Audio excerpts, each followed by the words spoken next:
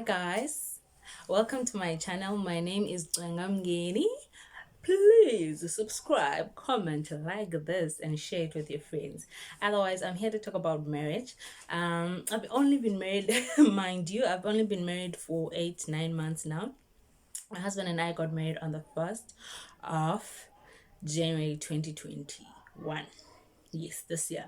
So after dating for a while, we started getting serious in 2015, 14, 15, 15, 16. Between those years. Like seriously, those that's when we started getting serious with each other. And then we started, okay, when we bought a house in 2016, I was staying at Riz, so I only had classes 3 times a week. I was studying part time, so that's when we started getting serious. And then I asked me to just come and visit him for a few times. So most of the time I was at his house, and then 3 times a week or two. Let's say 2 times because I left here. I left here. I usually left his house at on Monday morning to attend my classes on the evening. Then Tuesday I would be at dress. Wednesday attend classes and then come back to him. It's either he would fetch me or I'll take the bus. And then yeah. So 2 times, let me just say 2 times a week I was at dress. Yeah. And then the rest I was at his house. So we stayed together for a while after that, after I left Riz. Then 2017 I got pregnant with our first son, our first child together. Yeah. So I got pregnant, and then 2018 I gave birth. On 2018 December, oh, when I got pregnant, he sat me down. Was like, no, he thinks that he needs to go to my house, to my parents, and pay Lobola.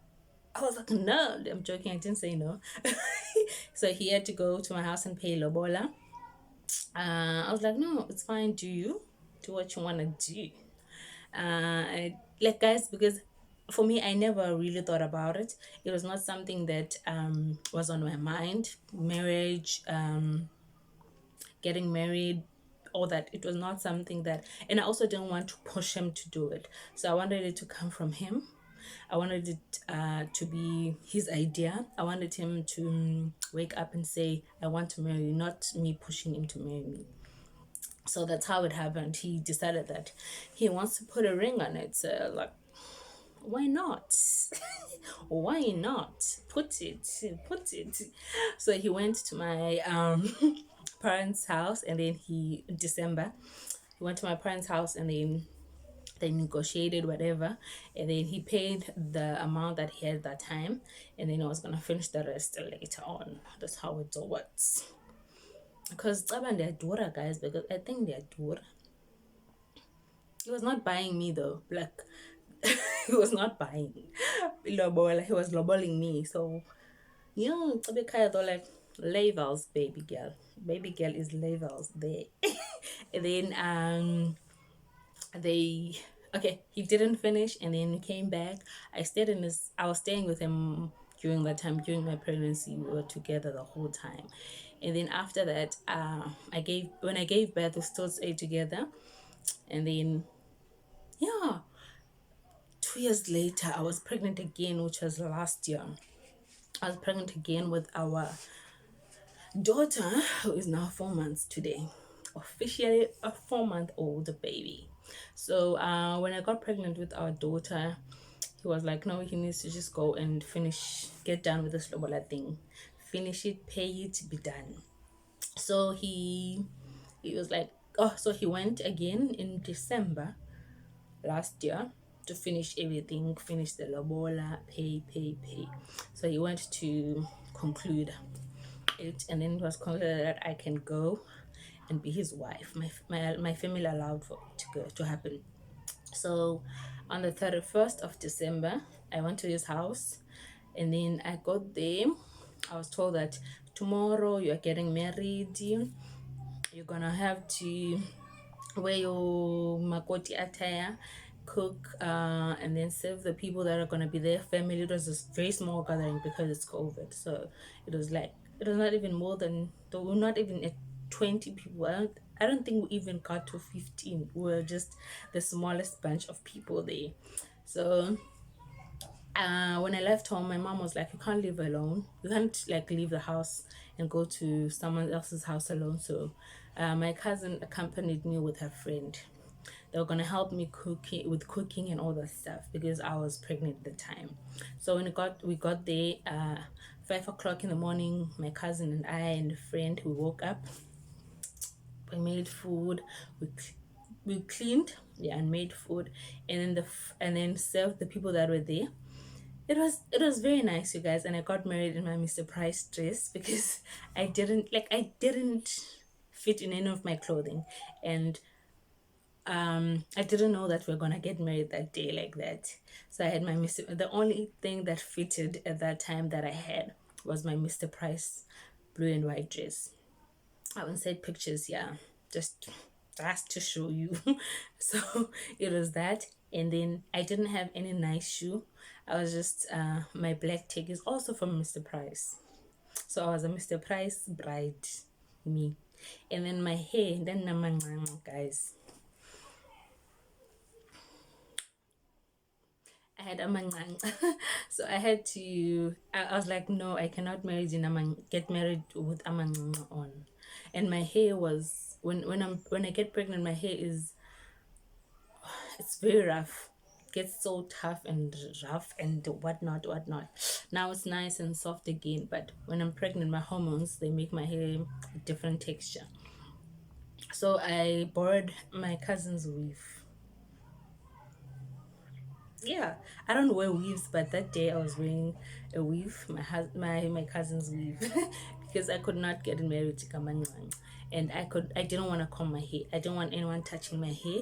I really didn't. When I get pregnant, no one must touch my hair, like no one. So yeah, that was the thing.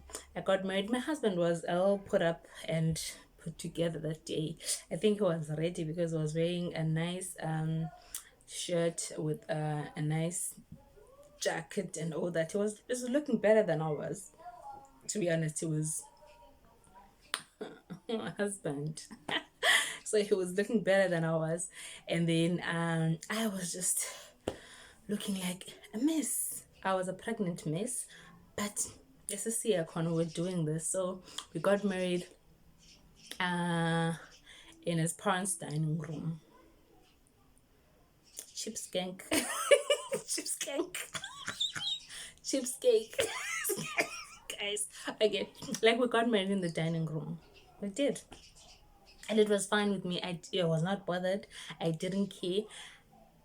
I was just getting married, and I was getting it over and done with. At that time, I was like, oh, let me just get this and over and done with, because yeah, the only thing the only reason I want something more than what we have is because my mother could not be there, my sister was not there, my side of the family were not there. That's the only reason. So I want to, when we get money someday, sometime, we'll have to have a family lunch where my mom is there. So that's the only reason. Otherwise, it was a nice day. Few people were there, which was, for me, it was fine. Just my mother was missing, so that's the reason. Otherwise, guys, it was a very nice day. So when the food we made, we served it to the people. We made tea. You know how my Makode thing works. And then I had to sit down, and the older people had to advise me on how to treat your husband, on how to behave as a wife. And yeah, so it was a very chilled, nice day. And then later on, we took pictures. I'll insert them. I was very pregnant, you guys, and I was looking different than I do, but it doesn't matter. I got married, and I saved money. We saved a lot of money that day. It's not that we had money okay, because if we had money, it would be a different story, because I think would have done the a proper wedding, would have done, but we didn't have enough money, so we'll save up someday, and maybe, but I want a family lunch where my mother is there, and to make it so that she will see what happened, because I had to tell her and send her videos to see what the day, how the day was. Anyways, after that, 3 days. Okay, I stayed on the first, second, on the third. My husband was like, no. I stayed on the second, third. I think on the fourth, he was like, no. I think we need to go now, back to Cape Town. Fourth or fifth, he was like, no. We need to go. You must rest also and whatnot, whatnot. So we left, and again, then on our way to Cape Town, he started, and he could not smell anything, guys. He could not taste anything. We bought KFC and he could not smell it. I was like, no, that's cocoa. That is cocoa for you.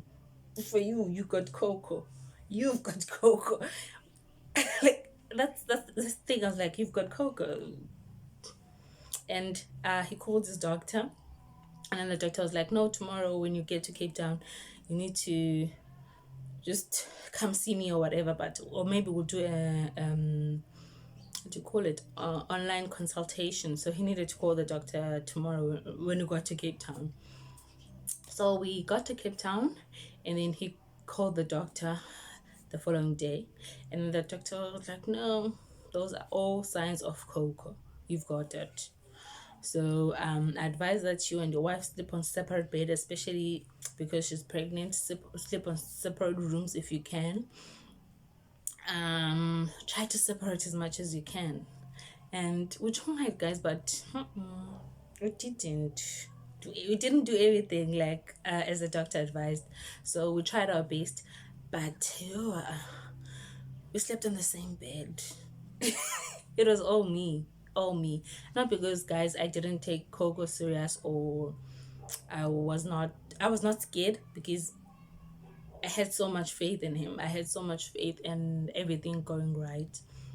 I had so much faith, and that this was just something that would go away for me. That's how I was. Honestly, I just had so much faith. So much faith. I'm not saying that because you have faith everything will turn out right, but I just had so much faith, and I didn't want him to sleep alone, and then in the middle of the night he could not breathe and I was not there.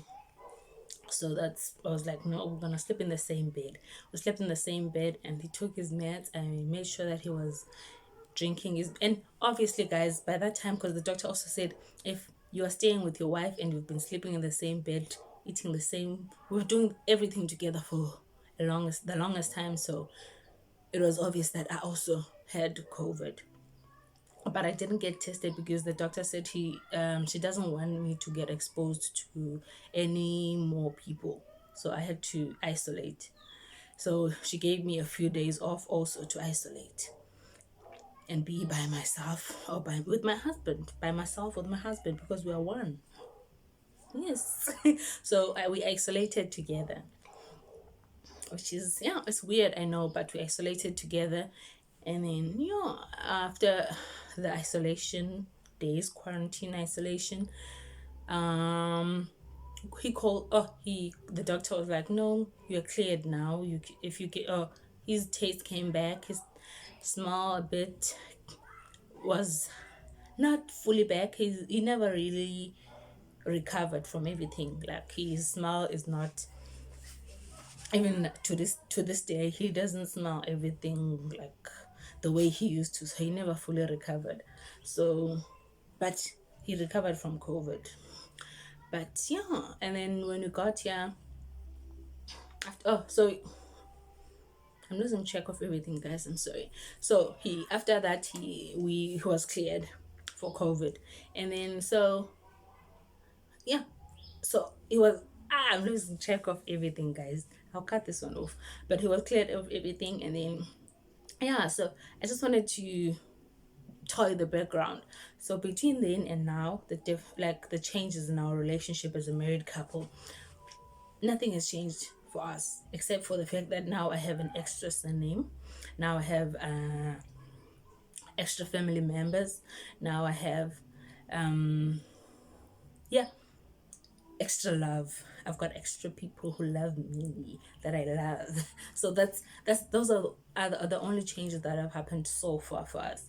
And we are we're still the same people.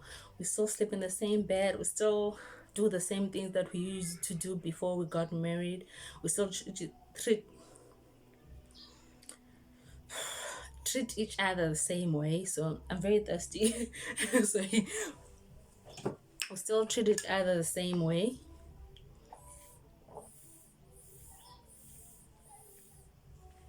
Sorry. So we still treat each other the same way.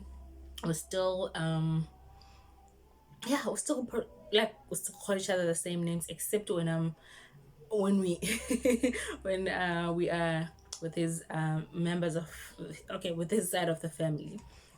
So then I have to call him Tatakaban. That's how they do things. So I have to call him Tatakaunako. I can't call him by his name. I can't say baby. I can't say husband. I have to say Tatakaban, which is the one thing that I hate about marriage. I really hate that. I want to call him Zedzi, baby, all that. But it doesn't bother me that much because I know it's only for a few days when we are with his parents.